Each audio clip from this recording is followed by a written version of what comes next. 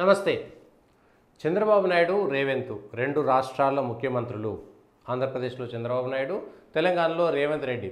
ఇద్దరు ఇప్పుడు హైదరాబాద్ కేంద్రంగా రెండు రాష్ట్రాలకు సంబంధించినటువంటి విభజన హామీలతో పాటు మిగిలినటువంటి పంపకాల సమస్యలన్నిటిపైన కలిసి కూర్చొని చర్చించడానికి చంద్రబాబు నాయుడు లేఖ రాశారు. వెంటనే రేవంత్ రెడ్డి కూడా దానికి ప్రత్యుత్తరం రాశారు. ఇద్దరూ కలిసి కూర్చోవడానికి సిద్ధమైపోయింది. దీని వెనక ఉన్నటువంటి రాజకీయం ఏమిటి? ఇది పరిశీలిస్తే 2014లో కూడా కేసీఆర్ ఆంధ్రలో జగన్ గెలుస్తాడు అనేటువంటి ఒక మాట మాట్లాడారు.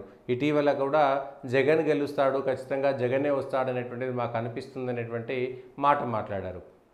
అయితే ఆ రాష్ట్రంలో ఈ రాష్ట్రంలో ముఖ్యమంత్రులు ఎవరైతే దాన్ని బట్టి కూడా రెండు రాష్ట్రాలకు సంబంధించినటువంటి సంబంధాలు కూడా మారిపోతుంటాయి. ఆంధ్రాలో చంద్రబాబు నాయుడు ఉంటే కేసీఆర్కు ఇష్టం లేదు. చంద్రబాబు నాయుడు తెలంగాణలో తెలుగుదేశం పార్టీ తరపున చేసినటువంటి అనేకమైనటువంటి విషయాల పట్ల తెలంగాణ కంటే ముందు కానీ తెలంగాణ వచ్చిన తర్వాత ఇక్కడ జరిగినటువంటి ఓటుకు నోటు కేసు కానీ మిగిలినటువంటి అంశాలతో చంద్రబాబు నాయుడికి ఇటు కేసీఆర్కు మధ్యన ఇబ్బందులు ఉన్నటువంటి వాస్తవం. ఇంకొకటి, జగన్ తెలంగాణ ఆంధ్ర విడిపోయిన తర్వాత తెలంగాణలో వైఎస్ఆర్సీపీ పార్టీని పూర్తిగా వదిలేసి ఆంధ్ర మాత్రమే నాదంటే తెలంగాణలో తెలుగుదేశం పార్టీ ఇప్పటికీ కొనసాగుతూ ఇక్కడ తెలుగుదేశం పార్టీకి ఒక అధ్యక్షుడిని పెట్టి తెలుగుదేశం పార్టీ ఉందనేటువంటి ప్రయత్నం చేసేటువంటిది ఇప్పటికీ తెలంగాణ ఏర్పడిన తర్వాత ఆంధ్ర విడిపోయిన తర్వాత 10 సంవత్సరాల తర్వాత కూడా ఇంకా తెలంగాణలో చంద్రబాబు నాయుడు ఆశ వదులుకోలేదు. రెండు రాష్ట్రాల ముఖ్యమంత్రులకు సంబంధించినటువంటి భేటీకి సంబంధించి రాజకీయ పరంగా ఒక కోణం ఉంటుంది, పరిపాలనా పరంగా కూడా ఇంకొకటిగా మనం చెప్పుకోవచ్చు. పరిపాలనా పరంగా రెండు రాష్ట్రాల ముఖ్యమంత్రులు రెండు రాష్ట్రాల మధ్య ఉన్నటువంటి నీటి పంపకాలు కానీ ఆస్తుల పంపకాల విషయంలో కానీ అప్పుల పంపకాల విషయంలో కానీ హైదరాబాద్లో ఉన్నటువంటి మిగిలినటువంటి సమస్యల విషయంలో లేదంటే భద్రాచలం సంబంధించి ఖమ్మంలో ఉన్నటువంటి 7 మండలాల పంపకాల విషయంలో మేము ముందడుగు వేశాము. రెండు రాష్ట్రాల మధ్య సమన్వయాన్ని తీసుకురావడంలో రెండు రాష్ట్రాల మధ్య ఇబ్బంది లేనటువంటి ప్రయత్నాలు తీసుకురావడంలో మేము ముందడుగు వేశామనేటువంటి మాట చెప్పుకోవడానికి అటు చంద్రబాబు నాయుడు కానీ ఇటు రేవంత్ రెడ్డి కానీ అది తక్షణ అవసరంగా కనబడుతున్నటువంటి మాట వాస్తవం. మరొకటి, 10 సంవత్సరాల పాటు ఉమ్మడి రాజధానిగా ఉన్నటువంటి హైదరాబాద్లో చంద్రబాబు నాయుడు అప్పుడే వెళ్ళిపోయినా కూడా 10 సంవత్సరాల పాటు ఇక్కడ దిల్కుషా గెస్ట్ హౌస్ లాంటి వాటితో పాటు మిగిలినటువంటి సచివాలయంలో కొంత భాగం కానీ లేదంటే రెవెన్యూలో కొంత భాగం కానీ మిగిలినటువంటి అనేకమైనటువంటి అంశాల అసెంబ్లీలో కానీ ఆంధ్రప్రదేశ్ గతంలో 2 అసెంబ్లీలు ఇక్కడే జరిగినాయి ఉమ్మడి రాజధాని పేరు మీద. సో అది కూడా ఇప్పటికీ అది పోయింది. దానికి సంబంధించినటువంటి అనేకమైనటువంటి అంశాలు 9th షెడ్యూల్లో ఉన్నటువంటి మిగిలినటువంటి అంశాలు ఉద్యోగాలకు సంబంధించినటువంటివి ఇటీవల హోంగార్డ్స్ కూడా చెప్తున్నారు. హైదరాబాద్లో చిక్కుకుపోయినటువంటి అనేక మంది హోంగార్డ్స్ ఇంకా 2000 మంది ఇక్కడ ఉద్యోగాలు చేస్తున్నారు 10 ఏళ్ళ నుంచి. ఆ విషయంలో కేసీఆర్ సర్కారు 10 ఏళ్ళుగా ఫెయిల్ అయింది. ఆంధ్రాలో ఉన్నటువంటి తెలంగాణ ఉద్యోగులను తీసుకురావడంలో ఫెయిల్ అయింది. తెలంగాణలో ఉన్నటువంటి ఆంధ్ర ఉద్యోగులను వదిలేయడంలో ఇక్కడ ఉన్నటువంటి కేసీఆర్ సర్కారు ఫెయిల్ అయిందనేటువంటి పరిపాలనా పరంగా కేసీఆర్ ఏ తెలంగాణ కోసమైతే ఉద్యమం చేసినటువంటి నాయకుడిగా చెప్పుకున్నాడో తెలంగాణలో ఉద్యోగుల సమస్యలు కానీ మిగిలినటువంటి సమస్యలను పరిష్కరించడంలో కేసీఆర్ విఫలమయ్యాడనేటువంటి మాట చెప్పడానికి ఇది రేవంత్ రెడ్డికి ఒక మంచి సందర్భం. ఆంధ్రాలో కూడా జగన్ పూర్తిగా విఫలమయ్యాడు. జగన్ ఉన్నా కూడా ఇక్కడ ఉన్నటువంటి కేసీఆర్కు పూర్తిగా లొంగిపోయాడు. అట్లా కాదు, నేను ఆంధ్రాకు సంబంధించినటువంటి విషయంలో జలాల పంపిణీ విషయంలో కూడా అయితే అక్కడ జగన్కు కొంత అది ఫెచ్చింగ్ వచ్చింది.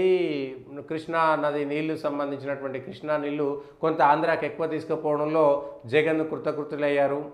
ఇక్కడ ఉన్నటువంటి అంశాలను కూడా చెప్పడానికి నీటి పంపకాల విషయంలో కానీ ఆస్తుల పంపకాలు అప్పుల పంపకాలు ఉద్యోగుల పంపకాల విషయంలో అక్కడ జగన్ ఫెయిల్ అయ్యాడు, ఇక్కడ కేసీఆర్ ఫెయిల్ అయ్యాడు అనేటువంటి అంశం పైన కూడా రెండు రాష్ట్రాల మధ్యన రెండు రాష్ట్రాల ప్రజల మధ్యన ఇద్దరు ఛాంపియన్లుగా నిలవడానికి కూడా ఇది ఉపయోగపడుతున్నది. ఇది ఒకటైనా రాజకీయ పరంగా కూడా తెలంగాణలో తెలుగుదేశం పార్టీ ఉంటే అది ఎప్పటికైనా సెంటిమెంట్ పరంగా అది టీఆర్ఎస్కే ఉపయోగపడుతుంది.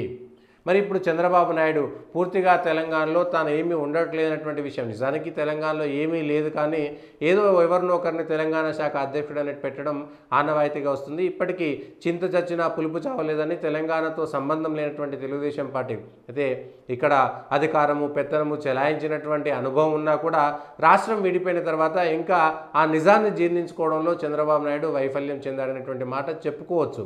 ఇక్కడ ఏదో ఇంకా ఒకటో రెండో గెలుస్తామనేటువంటి ఒక ఆశ, దింపుడు గల ఆశ తెలుగుదేశం పార్టీకి, చంద్రబాబు నాయుడుకు తెలంగాణలో తెలుగుదేశం పార్టీ ఉంటుందనేటువంటి ఒక దింపుడు గల ఆశ 2014లోనే వదిలేయాల్సినటువంటి మాట వదిలేయకుండా ఇప్పటికీ రావణ కాష్టంలాగా రగిలించేటువంటి ప్రయత్నం చేస్తున్నారు. అయితే అది 2018లో కాంగ్రెస్కు దెబ్బ పడింది.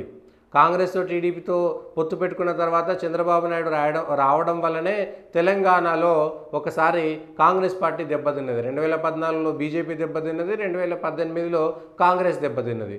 కాబట్టి ఇప్పటికీ రేవంత్ రెడ్డి తన మనిషి కాబట్టి ప్రజలు నమ్మినా నమ్మకపోయినా లేదంటే మిగిలినటువంటి మీడియాలో చెప్పినా చెప్పకపోయినా రేవంత్ రెడ్డికి చంద్రబాబు నాయుడుతో విభేదాలు అసలే లేవు. అంతవరకైతే అందరూ ఒప్పుకోవాల్సిందే. విభేదాలు లేకపోగా ఇద్దరు ఒకటైనటువంటి విషయం అనేక సందర్భాల్లో తెలుస్తూనే ఉన్నది. అది నిజం కూడా. విభేదాలు లేవు కాబట్టి, శత్రుత్వం లేదు కాబట్టి, రాజకీయ వైరుధ్యం లేదు కాబట్టి అవసరం లేదనేటువంటిది క్లియర్ కట్గా ఉన్నటువంటి అంశము. సో చంద్రబాబు నాయుడు ఇప్పుడు తెలంగాణలో తెలుగుదేశం పార్టీని ఒకవేళ లేపితే తెలుగుదేశం పార్టీని పెంచేటువంటి ప్రయత్నం చేస్తే అది ఆయాచితంగా టీఆర్ఎస్కు వరమవుతుందనేటువంటి మాట పెట్టి రేవంత్ రెడ్డి ఏ విధంగా రాజకీయాలను చేస్తాడు. ఇంకా కీలకమైనటువంటి అంశం, తెలంగాణలో నరేంద్ర మోడీకి ఏమైనా విషయం పంపించాలంటే వయా చంద్రబాబు నాయుడు రేవంత్ రెడ్డి తన పనులు చక్కదిద్దుకునేటువంటి ప్రయత్నం, కేంద్రంలో అవసరాలను వయా చంద్రబాబు తెలుసుకుని, అంటే ఇవన్నీ అధికారికంగా కలిసి కూర్చొని చేసుకోవాల్సినటువంటి అవసరం ఏముంది, సీక్రెట్గా పరదా వెనకాల చేసుకోవచ్చు కంటే అట్లా చేయాల్సింది చేస్తూనే అధికారికంగా ఇద్దరు ముఖ్యమంత్రులు కాబట్టి భేటీ అవ్వడం అనేటువంటిది సాధారణమని చెప్పుకునేటువంటి ప్రయత్నాన్ని క్రియేట్ చేయడంలో ఇక్కడ సక్సెస్ అవుతారు. అసలు విషయం ఇక్కడ మనం పట్టించుకోవచ్చు, ఇక్కడ మనం చూడవచ్చు. నరేంద్ర మోడీతో కానీ కేంద్రంలో సర్కారులో ఇప్పుడు చంద్రబాబు నాయుడు అవసరం ఉంది కాబట్టి చంద్రబాబు నాయుడు ద్వారా వయా రేవంత్ రెడ్డి తన పనులను కానీ కేంద్రంలో ఉండేటువంటి అవసరాలను కానీ తన పనులను చేయించుకోవడంలో చంద్రబాబు నాయుడుని వయా మీడియంగా వాడుకునేటువంటి అవకాశం మాత్రం దీని ద్వారా మనకు స్పష్టంగా కనబడుతున్నది.